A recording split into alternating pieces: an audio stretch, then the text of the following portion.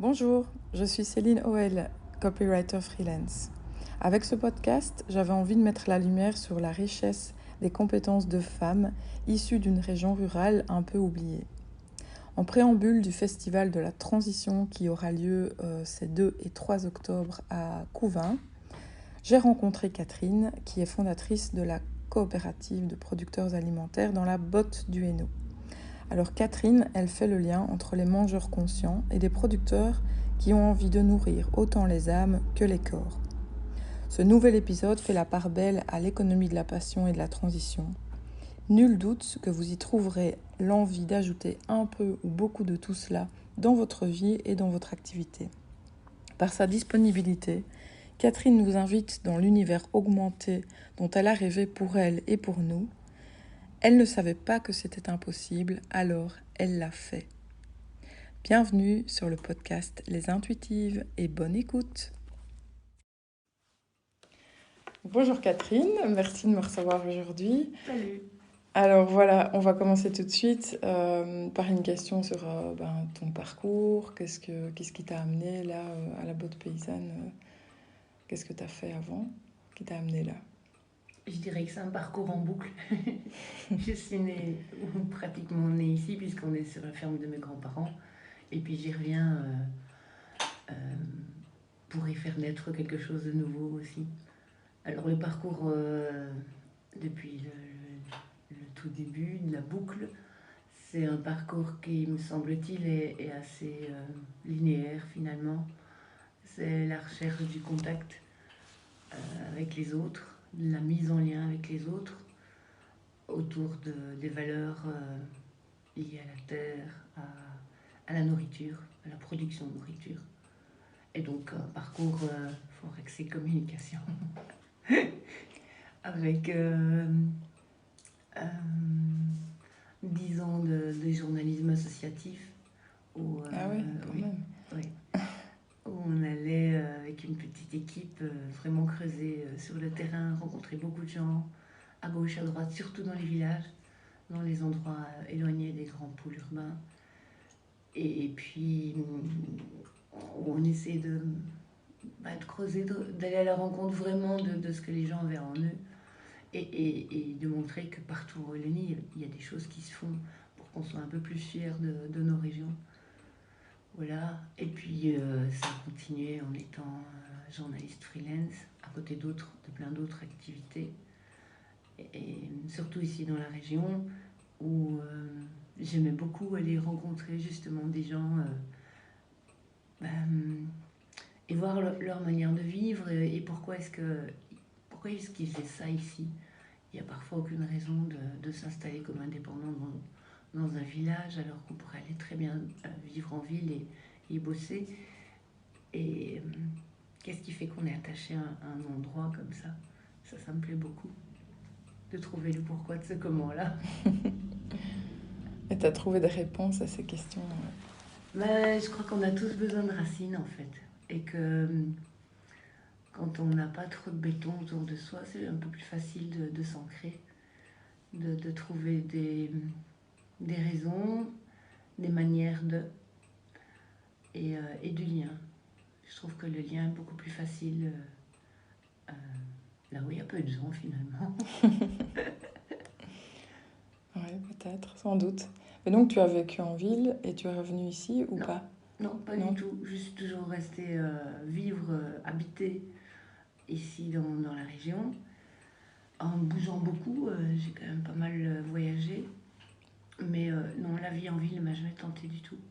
J'aime la ville pour tout ce qu'elle peut apporter de convivial aussi et de culturel, et de multiple à tout niveau. Mais non, j'ai aucune envie de vivre en ville. Je me sens pas bien branchée. Et donc ici, tu as vraiment tes racines, tu Oui, te sens oui, ancrée. oui. Des racines familiales, des racines sociales, économiques maintenant, beaucoup plus.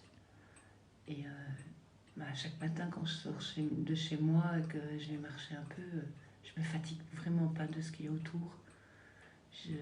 Je retrouve chaque fois des détails nouveaux et puis je suis heureuse d'être là. Oui, c'est un grand bonheur, grand plaisir d'être là et puis de pouvoir le partager avec d'autres aussi. Et donc l'idée de la coopérative, elle est là aussi. Ouais, et donc ici, tu as même, on va dire, le luxe d'avoir trouvé l'activité qui te fait vivre ici en plus. Oui. Donc, est-ce que tu peux parler un peu justement de la création de la botte paysanne, comment ça s'est fait, et puis peut-être pour les gens qui ne connaissent pas, expliquer en quoi ça consiste. Je crois que les choses n'arrivent pas toutes seules. Parfois, il faut un peu les aider, mais oui, la chance, elle peut surgir, mais elle ne vient jamais toute seule.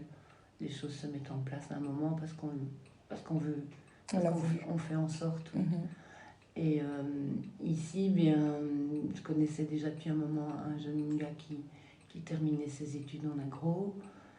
Je connaissais une partie de sa famille et puis on se côtoyait régulièrement dans des réunions, dans des activités du mouvement d'action paysanne où je suis militante depuis longtemps. C'est un syndicat paysan. Et puis il m'a dit, ben voilà, je termine mes études l'année prochaine, on va voyager un peu, ma femme et moi. Et puis j'ai la chance d'avoir un terrain que mon grand-père me prête. Et je serai vraiment pas loin de la ferme de tes grands-parents. Et là, j'ai commencé à rêver un peu en me disant, tiens, il y a l'étable qui est inoccupée depuis très longtemps, il n'y a plus de bêtes dedans, il n'y a plus d'activité. C'est vraiment dommage de ne pas faire revivre, de ne plus avoir de vie dans cette ferme. Entre-temps, Cyril a fait son voyage avec France, sa femme, et quand ils sont revenus, il a commencé à préparer son plan d'installation. On a continué à se côtoyer, j'en ai parlé avec mon parrain qui vivait sur la ferme, moi je vivais juste à côté. Et mon parrain, vieux fermier, était heureux que les choses se dessinent un peu comme ça, sans trop savoir comment on allait évoluer. On ne savait pas ni l'un ni l'autre de toute façon. Entre-temps, ben voilà, il a disparu et puis moi je suis venue vivre ici. Et Cyril, avec un autre maraîcher, se sont installés à 1 kilomètre d'ici, à Vol d'Oiseau. On s'est dit qu'on allait faire un petit bout de route ensemble, un bout d'essai, des fiançailles un peu. On a appelé les potes et on a commencé à nettoyer les tables sommairement. Elle était propre, hein, c'est pas ça, mais je veux dire, il y avait beaucoup de choses, de vieilles choses, rangées un peu là en attente. On a dit que cette attente était terminée, qu'on passait à quelque chose de neuf et on a rangé, on a aménagé avec beaucoup de récup et on a ouvert les portes avec une grande fête au mois de juin 2015. Et puis un an après, on s'entendait toujours aussi bien. On avait plein d'idées et on s'est dit, bon, ça se passe bien. Il y avait pas mal de gens qui venaient faire leurs courses, chercher des légumes.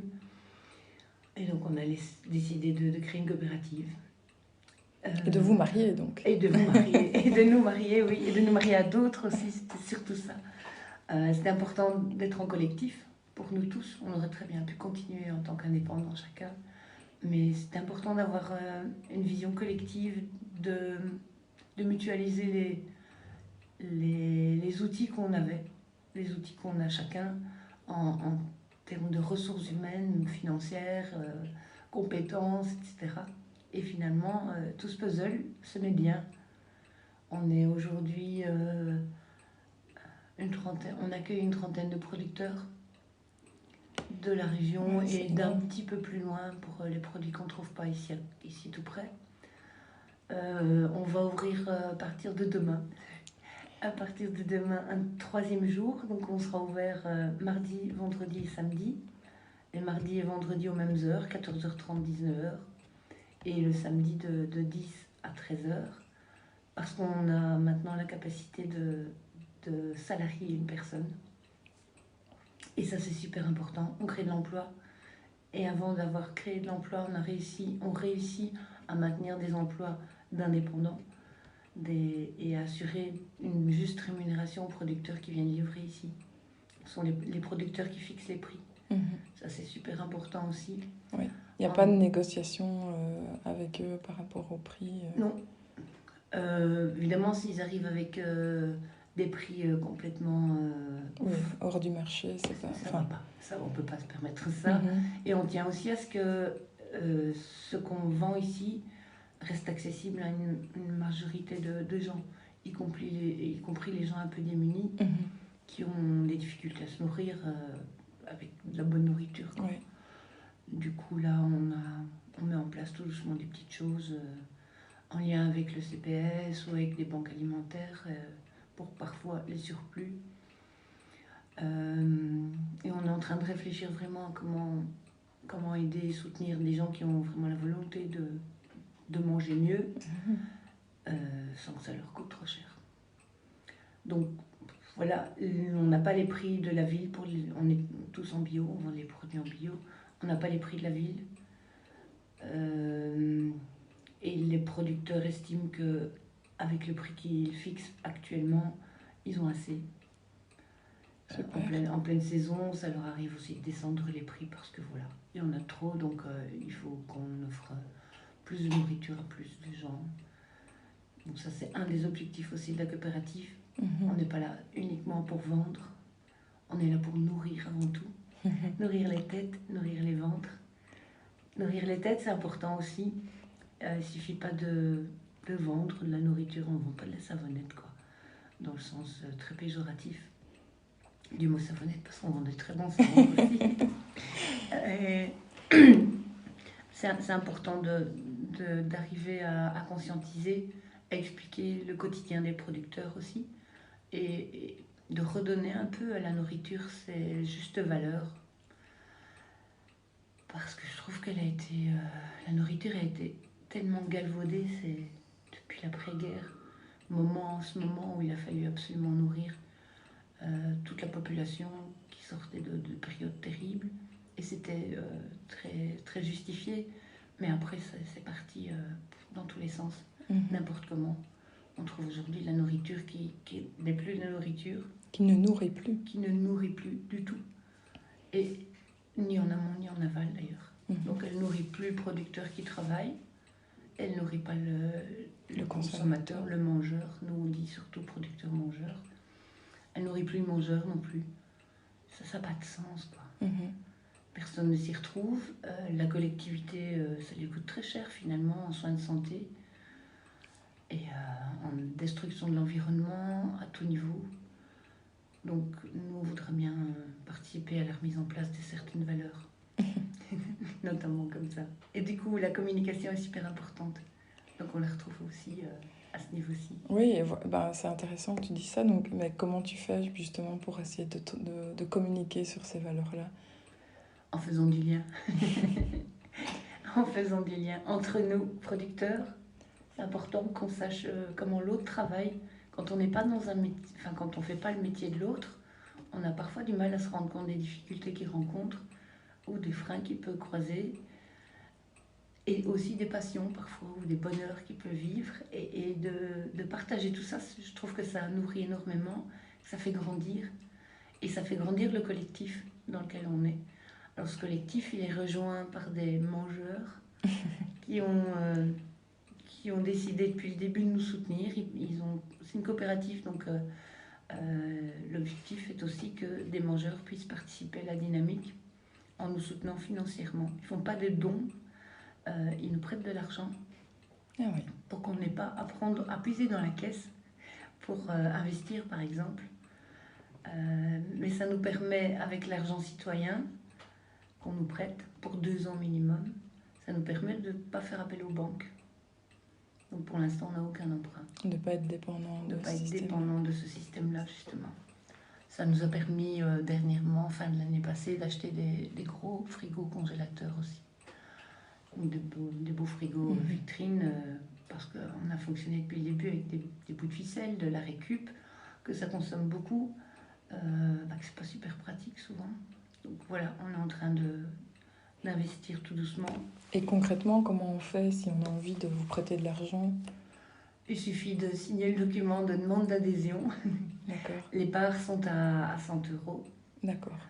Elles permettent simplement bon, vous prenez, enfin, tu décides demain de prendre une part parce que tu as envie de t'investir. Une part veut dire une voix, 100 parts veut dire une voix aussi. Donc il n'y a pas de lien avec l'argent non plus, et pas de pouvoir de l'argent.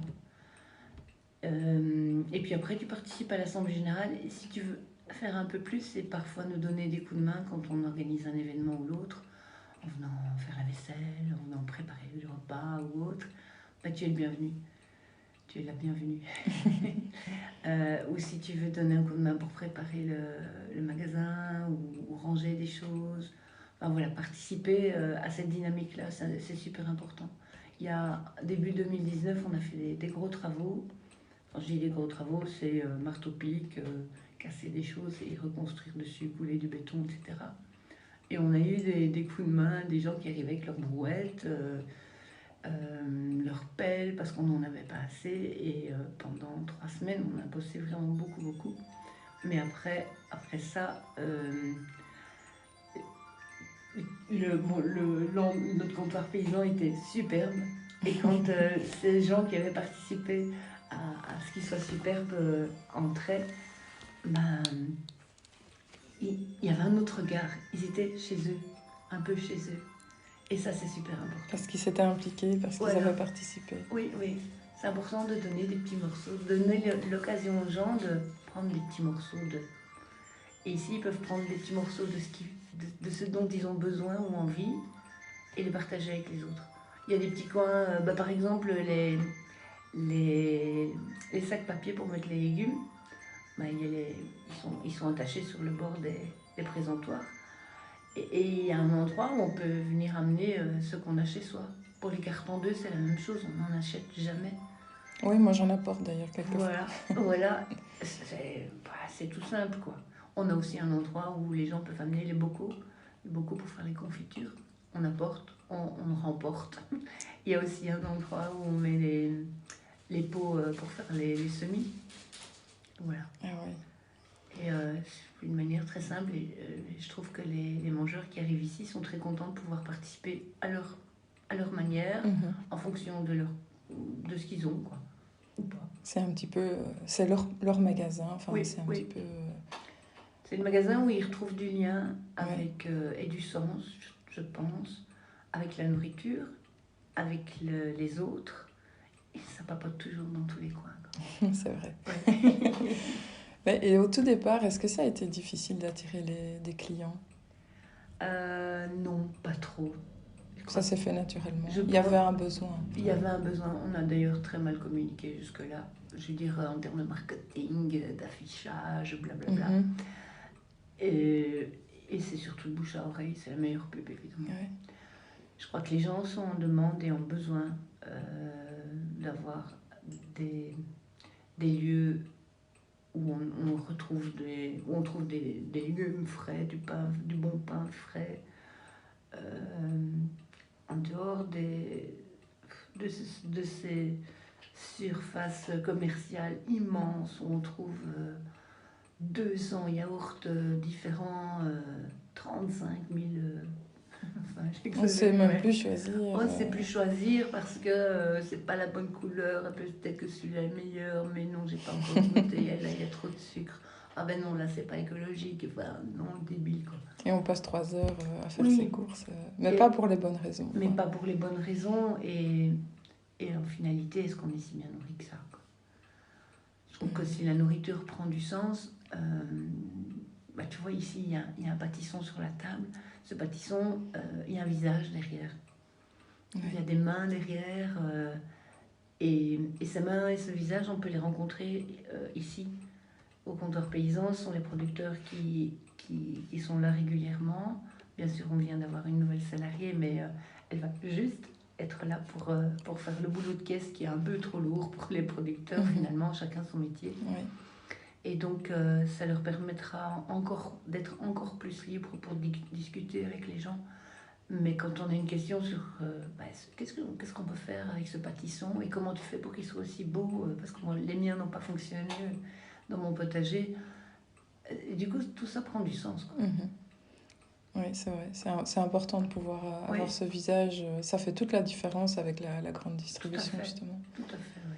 Et le lien dont tu parles, il est là. Enfin, la création du lien Mhm. est tout à fait là. Mais quand tu parles de communication, tu dis que ouais, vous avez peut-être pas bien communiqué. Moi, je trouve que, enfin, dans ce que je vois, il y a déjà pas mal d'outils qui sont utilisés. Donc, il y a une newsletter, il y a des publications Facebook, c'est Oui, ça? Je sais pas s'il y a autre chose comme outil. il y a le site Il y a le internet. site internet, oui. Et en plus, on peut commander en ligne, si je ne Oui, m'abuse. alors au départ du site internet, on peut commander en ligne, on clique sur un petit lien et puis là, il y a un e-shop. On essaye de trouver un mot un peu plus français, ou wallon même. Et là, on a une série de produits qu'on trouve ici dans le comptoir. C'est important pour nous, à la fois pour le producteur parce qu'il va recevoir la commande un jour avant la livraison, un ou 2 jours voire même. Ça lui permet vraiment de préparer, d'anticiper et de ne pas gaspiller. C'est super important pour nous de ne pas gaspiller. Ça nous permet, nous, au niveau du comptoir, de préparer et d'accueillir un peu mieux aussi, de pouvoir mieux ranger dans les différents étals. Et pour le mangeur, ça lui permet d'être sûr que son produit sera là. Pour les pains, en général, ils sont merveilleusement bons. Du coup, parfois quand on arrive le samedi matin, il n'y en a plus assez ou plus qu'on voudrait voir. Pour la viande idem, on peut précommander, produits laitiers, il y a des fromages qu'on prend en très petite quantité parce que justement on ne veut pas gaspiller, on est prudent, on ne veut pas perdre d'argent non plus. C'est important. Il y a cet aspect-là aussi. Il y a une dimension économique, il ne faut pas la nier. Et donc le fait de pouvoir commander sur eShop, ça garantit au mangeur d'avoir sa commande prête. On a un frigo particulier pour les précommandes. Et pour les pains, idem, pour les viennoiseries, idem. On va, dans les prochaines semaines, gonfler un peu plus l'e-shop, probablement avec des légumes et des petits paniers tout prêts pour préparer la soupe, pour avoir des légumes pour la semaine ou pour quelques jours seulement. Et voilà, l'idée c'est de pouvoir gonfler tout doucement l'e-shop pour que les producteurs justement puissent prévoir un peu mieux. Cet e-shop, c'est un outil informatique qui évidemment n'est pas la même chose que de téléphoner en disant je voudrais ça, tu mets 2 pains de côté, ou de le faire directement au comptoir. Mais nous, ça nous facilite vachement la vie. Ouais, c'est complémentaire malgré tout. Voilà. Faut pas jeter tous les nouveaux moyens de communication. Non, c'est drôlement pratique. Alors, dans les autres moyens de communication, on a le comptoir en lui-même. Et on tient aussi, depuis le début, à être les plus clairs et ouverts possible aux questions et à informer sur notre manière de fonctionner. Par exemple, oui, on prend des bananes. Et ça, c'est un questionnement qu'on a régulièrement entre nous. La banane, c'est ce qu'on retrouve comme question dans la plupart des coopératives. Les bananes, elles viennent quand même de loin. Oui, certes, mais c'est bon. C'est bon, les bananes, et on n'a pas envie de s'en priver tout le temps. Donc nous, on a choisi de commander des bananes qui viennent des Canaries parce qu'on reste en Europe, oui. Parce que les législations, en tout cas les normes liées à la certification bio sont des normes européennes que nous on connaît, qu'on applique ici. Tandis, certes, ces bananes-là sont plus chères, mais elles sont vraiment bien meilleures. On en prenait au départ qui venaient d'Afrique du Sud, je pense. Ça fait beaucoup de chemin. Et là-bas, les normes sont les normes internationales. Bof, quoi. Ah, mais elles sont moins chères. Et on a fait une fois l'exercice, c'était un peu un enjeu pour nous, un défi plutôt. On a fait l'exercice de présenter les 2 bananes en expliquant bien celles-ci viennent des Canaries et ce que je viens de te dire. Et puis celles-là, elles viennent de beaucoup plus loin. Et dès le moment où il y a eu cette information-là, les mangeurs achetaient des bananes qui venaient des Canaries. On a une partie de nos mangeurs qui sont des gens vraiment déjà bien conscients, et puis on a une autre qui est un peu en recherche, qui veut comprendre. Il suffit parfois d'une petite affichette, d'un petit tableau sur lequel on a écrit le pourquoi du comment. On explique aussi, il y a parfois certains légumes qui sont peu courants, comme les choux kale ou les choux palmiers. On essaye d'avoir des recettes où on explique ce qu'on peut faire avec et d'où ça vient et pourquoi il est comme ça, un peu tordu. Pourquoi les carottes sont aussi tordues et si comiques. Les légumes moches, les fameux légumes moches. Oui, les fameux légumes moches. Voilà. Donc c'est important de communiquer ici et de parler. Du coup, on prend un peu plus de temps. C'est comme quand on va chez le médecin. On râle toujours un peu dans la salle d'attente, mais quand c'est son tour, on est content. On est content. Voilà. On essaye d'aller au plus vite pour le passage en caisse, mais on ne veut pas passer à côté de la convivialité. Donc on essaye d'améliorer un maximum la communication visuelle par les petites affichettes, par les explications, mais le dialogue verbal est vraiment super important. D'ailleurs, toi, tu es là systématiquement, chaque fois. Oui, chaque fois que c'est possible, je suis là. Oui, donc, J'ai mon tour pour tenir la caisse aussi, comme les autres producteurs, même si moi je ne produis rien d'alimentaire. Tu produis la matière grise. Oui, je produis la matière grise. Ce que je crois important aussi, c'est la coordination et puis pas oublier ceci ou cela. Mais c'est important, du coup, de savoir que si tu es là, on peut aller te poser des questions et discuter avec toi si on s'interroge sur l'un ou l'autre produit dans le magasin, quoi. Oui, et puis si je suis pas là, il y a de toute façon presque toujours un producteur. Donc ça c'est aussi, faut pas hésiter. Super. Ouais. Moi j'avais une question qui m'est venue là en discutant. Donc ici vous avez la possibilité maintenant de salarier quelqu'un, comme tu dis. Est-ce que le confinement a joué un rôle dans l'augmentation finalement, j'imagine, du chiffre d'affaires qui permet ça? On ne s'est pas basé. Oui, d'abord, le confinement et le Covid a amené un pic de clientèle, surtout au moment où on a été tous vraiment très très confinés. L'année passée, là, c'était comme partout sur les coopératives et chez les producteurs. Les mangeurs ont retrouvé le plaisir d'être dans un lieu vivant, convivial et accueillant malgré toutes les règles qui étaient imposées. Alors oui, on a vu un pic énorme. On a presque triplé le chiffre à certains moments. Pas toute l'année, puisque ça a été surtout à partir du mois de mars que ça a grimpé très fort. Et puis après, c'est retombé. Une fois que les règles de confinement étaient allégées, que les gens sont repartis bosser, ou en tout cas que pas mal de choses se sont réouvertes, on a cuisiné moins parce qu'on avait moins de temps. On est reparti dans... J'ai pas envie de jeter la pierre en fait aux mangeurs. Quand on a 2 ou 3 enfants et qu'on doit aller reprendre à gauche, à droite des activités, qu'on a en plus la journée derrière soi, c'est plus facile parfois de repasser dans une grande surface, même si on n'en a pas envie. Et on est souvent pris par cette vie beaucoup trop rapide. Et s'arrêter ici, c'est un moment de soulagement parfois ou de détente, mais ça prend un peu plus de temps. Oui. Donc j'ai pas envie de jeter complètement la pierre, mais on s'est aperçu tous que on voyait de nouvelles têtes et qu'elles étaient restées. Donc de manière générale, je pense qu'on a gagné, avec des guillemets.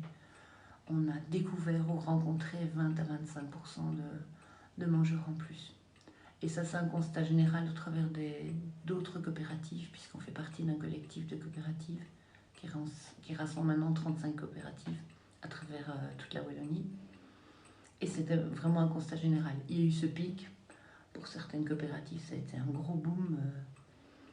Et puis, ils ont conservé beaucoup, surtout en ville. Et oui, la période de pic et de retombée est exactement le même. Parce que c'est important de le préciser, parce qu'en fait, le message qu'on entend aujourd'hui n'est pas forcément celui-là. On a l'impression que tout le monde a abandonné ses bonnes résolutions du confinement. Et effectivement, on peut se douter qu'il y a eu un changement, mais au final, comme tu dis, enfin, quand on regarde avec un petit peu plus de recul, les bonnes habitudes, elles n'ont pas été perdues par tout le monde. Donc, Non. Tout le monde n'a pas perdu ses bonnes habitudes et bah, le Covid a quelque chose de bon quelque part et il fait réfléchir. Je pense qu'il a remis un peu certaines cases en place sur les valeurs importantes de la vie, d'une vie. Il y a eu beaucoup de décès, des inondations. Enfin, ouais. dernièrement, on rajoutait une couche. J'espère que ça repositionne les gens sur les valeurs liées à l'alimentation, À l'humain. à l'humain, tout simplement à l'humain. Le fait d'avoir ce lien avec les autres et avec l'environnement dans lequel enfin, l'environnement est fait d'humains, d'animaux, de plantes et d'air qu'on respire. Respectons tout ça, quoi.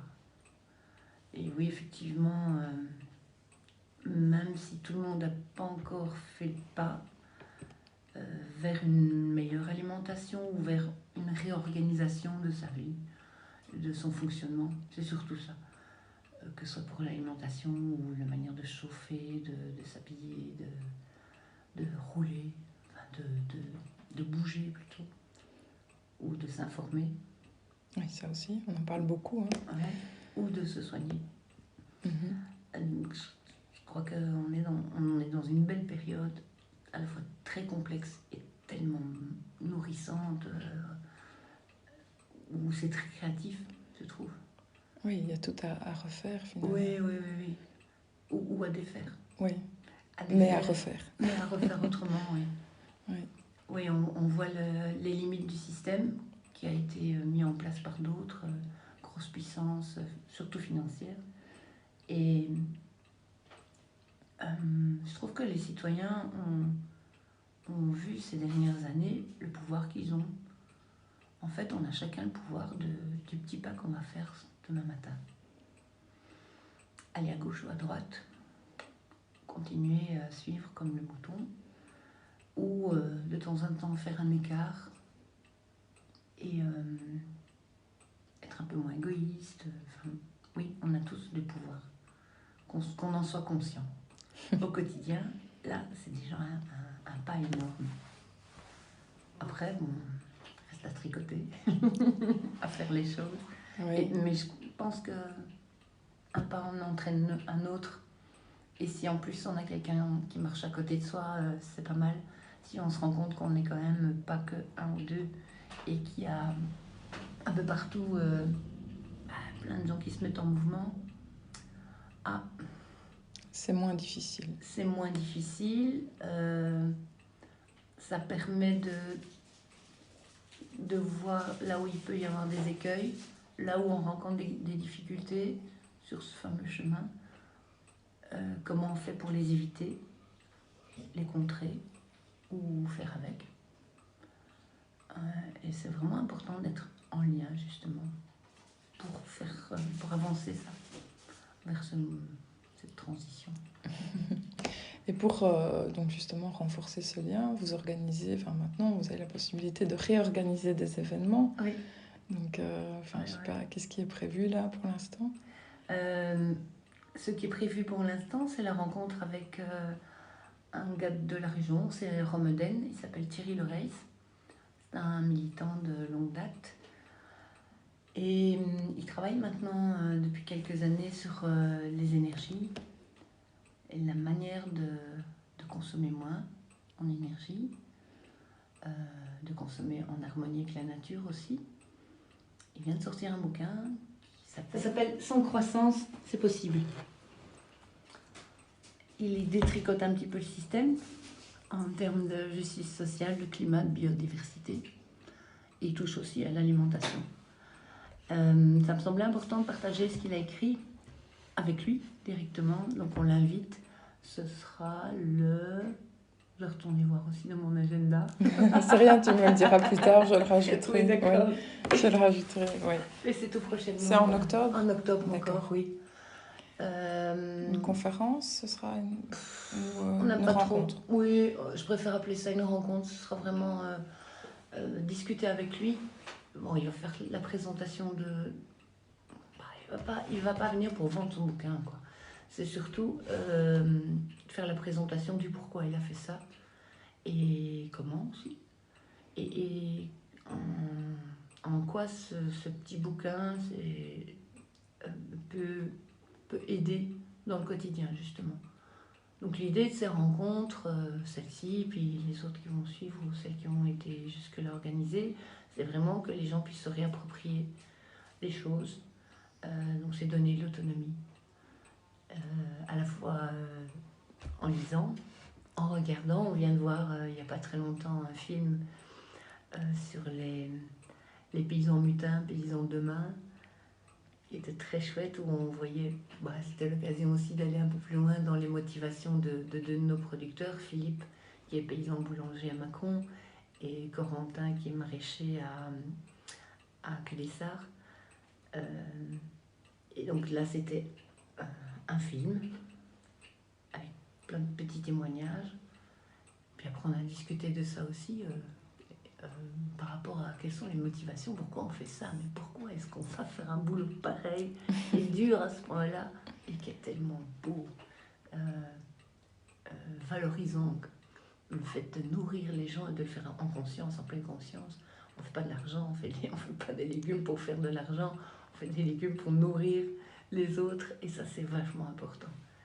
Et ici, lui a écrit ce bouquin pour nourrir aussi les autres. Les prochaines rencontres, il va y avoir un atelier de fabrication de savon, saponification à froid, c'est super facile, ça va très vite.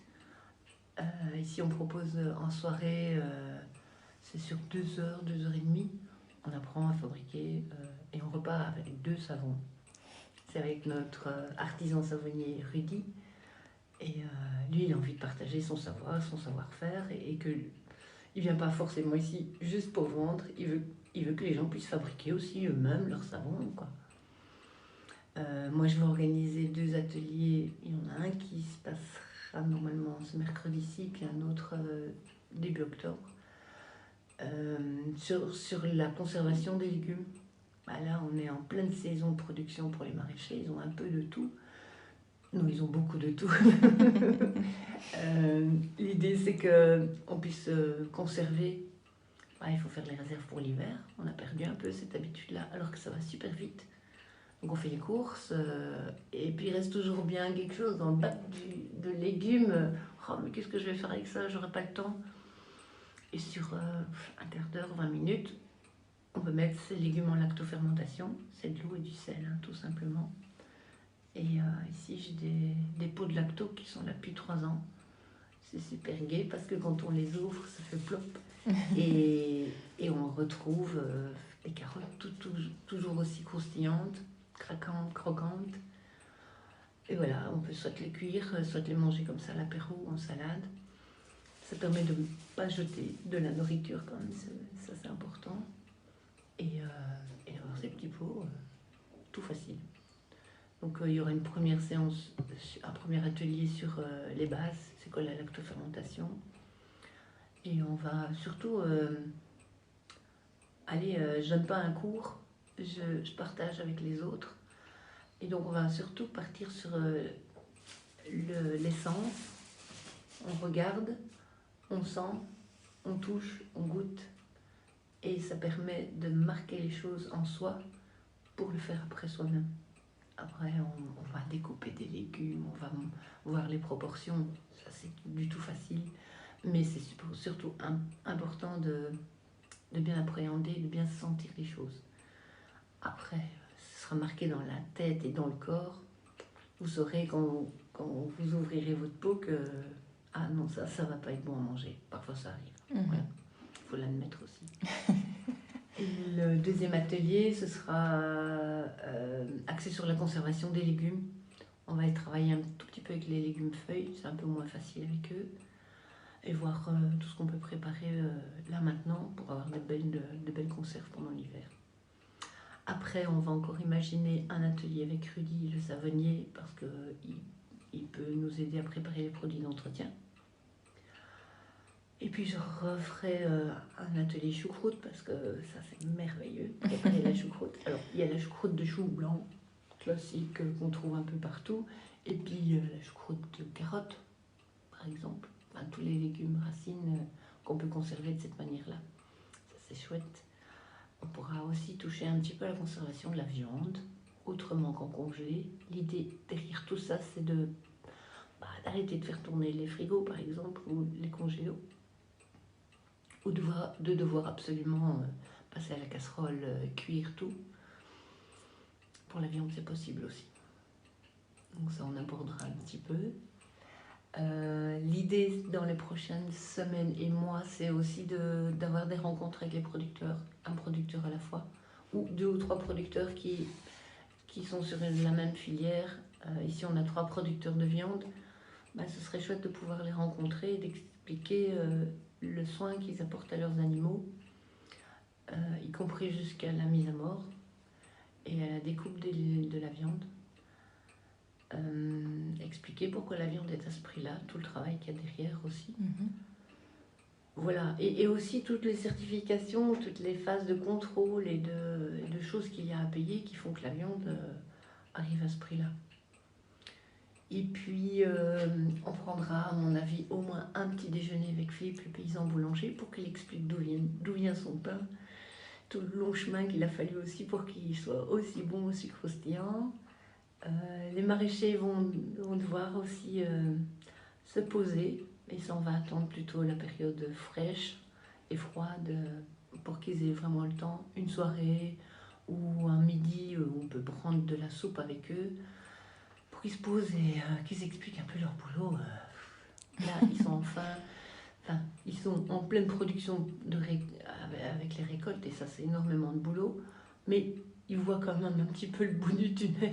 Ils disent, ça va, la période froide arrive, je vais pouvoir me consacrer un peu plus à réfléchir, à poser. Ils sont aussi en train de faire les conserves et à rentrer tout, à faire sécher, mettre au grenier, et à gauche, à droite dans les étables ou les fenils. Donc se poser avec eux, ça fera du bien à tout le monde, je pense. Voilà, ça c'est pour les prochains mois. On va encore ressortir quelques films des cartons. On en connaît quelques-uns. Il y a des publications à partager. On va rencontrer aussi DBH, qui est une structure ici installée sur Chimay et qui permet de faire de l'emploi partagé. Donc c'est un groupement d'employeurs. On les accueillera tout bientôt pour qu'ils se présentent. Groupement d'employeurs agricoles en ce qui nous concerne. C'est intéressant. La coopérative a rejoint dernièrement le groupement d'employeurs. Ça permet de mettre des gens à l'emploi, ici dans la région, et de manière assez ponctuelle pour les agriculteurs, par exemple. Ça permet d'avoir de l'aide 2 ou 3 heures par semaine, ou par jour, ou 10 heures, ou uniquement pour une saison. Et ça, c'est un tarif qui est un peu moins élevé que si on devait prendre en charge un salaire complet. Ou de passer par l'intérim, qui est une formule qui est très chère aussi. Oui. Et là, travailler justement dans la proximité sur l'emploi de la région. Oui. Qui peut-on accueillir encore ? J'ai vu que vous adhériez au Summer, à la monnaie locale aussi. Oui. Ça, c'est une bonne nouvelle. Oui. À partir de cette semaine-ci, on va accueillir le Summer. Il y aura encore pendant peut-être une semaine ou deux un petit bureau de change. On va installer notre petite banque. Et les citoyens qui ont porté le Summer viendront encore pour expliquer pendant un moment pourquoi c'est utile d'avoir une monnaie alternative comme ça.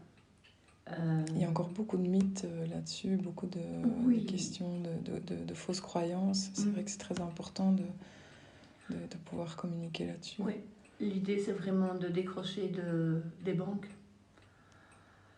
Alors, c'est peut-être pas encore la panacée et le meilleur système pour décrocher les banques, mais c'est déjà un premier pas, je trouve. Donc là, on voulait soutenir l'initiative, la démarche,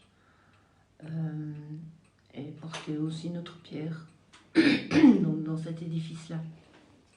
Donc voilà, il sera possible de payer avec le semeur.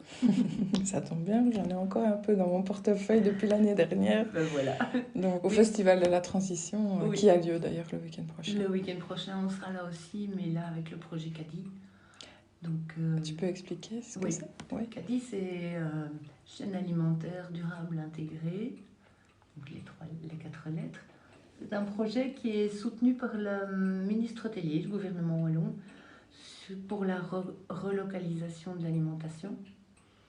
L'idée étant en grande ligne de produire ici pour nourrir ici. Donc de relocaliser, arrêtons d'aller chercher à l'autre bout du monde des choses qu'on peut faire ici. Sans esprit de nationalisme non plus. On collabore et on va collaborer encore avec d'autres régions de Wallonie, voire de plus loin, autres frontières. Mais c'est vraiment arrêtons de produire pour aller vendre à l'exportation. Arrêtons de bétonner des terres agricoles aussi. Produisons de la nourriture sur la terre. Et donc installer des nouveaux producteurs parce que les collectivités sont en train de se réveiller aussi tout doucement. Les écoles prennent conscience que ce serait bien avec un petit coup de pouce et là on peut les aider. Mais essayons que nos enfants et nos seniors dans les seigneuries aient une meilleure alimentation aussi. Et ça, c'est en train de démarrer. Le jour où ça démarrera un peu plus vite, je pense qu'on n'aura pas suffisamment de producteurs sur le territoire. Donc pour terminer, je vais te demander si tu as une citation à partager. Il y en a une que j'ai entendue ce week-end et qui me fait vraiment plaisir. C'est « Ils ne savaient pas que ce n'était pas impossible, alors ils l'ont fait. » Et je crois que c'est ça qu'il faut faire. Faut pas oser. Toujours. Il faut oser, oui. Il faut y aller. Ça m'émeut beaucoup. Parce que les gens avec lesquels j'étais ce week-end sont comme ça. On n'est pas toujours 100% sûr de ce qu'on fait. On n'est pas toujours 100% sûr que ça va aller. Mais si on le fait, je crois que c'est déjà le premier pourcent qui est gagné. Le fait d'oser, il faut oser, quoi. De toute façon, qu'est-ce qu'on risque? De ne pas y arriver.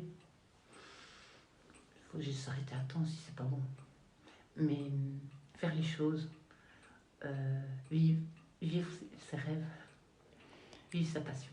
C'est ce que tu as fait finalement. Tu avais rêvé ici finalement de la botte paysanne sans peut-être savoir exactement comment ça allait se passer. Et puis tu l'as fait. Donc, oui, c'est sûr qu'au début, je suis plus âgée que les deux jeunes maraîchers qui démarraient en couveuse d'entreprise en plus. Et ils démarraient leur carrière de maraîcher. En tout cas, un des deux, le deuxième avait déjà 1 ou 2 ans d'expérience. Et parfois, ils se retournaient vers moi, l'air de dire « oui, mais toi, tu sais. » Non, je ne sais pas plus que vous, les gars. Oui, j'ai déjà traversé plusieurs expériences, j'en ai vécu d'autres, certaines bonnes, moins bonnes. Je vois là où il faut ne pas mettre les pieds, je vois, mais ici, on y va, quoi. Et c'est ça aussi qui nous a tous motivés. Parfois, oui, on met les garde-fous qu'il faut. On s'assure qu'on ne va pas se brûler ou qu'on ne va pas trop se faire mal. Mais allez, il faut le faire, quoi. Est-ce que vous avez fait des boulettes, justement? Enfin, est-ce que vous avez fait des bêtises Plein. Certaines dont on ne s'est même pas aperçu. Ça, c'est bien. Enfin, oui. Pratique. Ça te retombe derrière. Derrière, comme après, on s'en aperçoit. Après, on s'en aperçoit, ça revient comme ça. Paf. Oui, on a certainement fait des boulettes et mal placé les choses. Parfois, on a mis la charrue avant les bœufs, comme on dit, pour utiliser une expression très paysanne. C'est pas si grave que ça, quoi. Enfin, il n'y a pas eu mort d'homme, on a blessé personne, on a fait de mal à personne.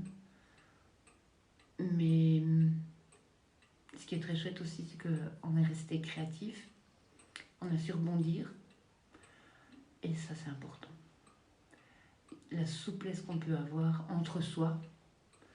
Si tu te plantes tout seul, tu te plantes tout seul, ok, tu t'en veux à toi tout seul. Si tu te plantes à plusieurs, rebondis, t'en veux à personne.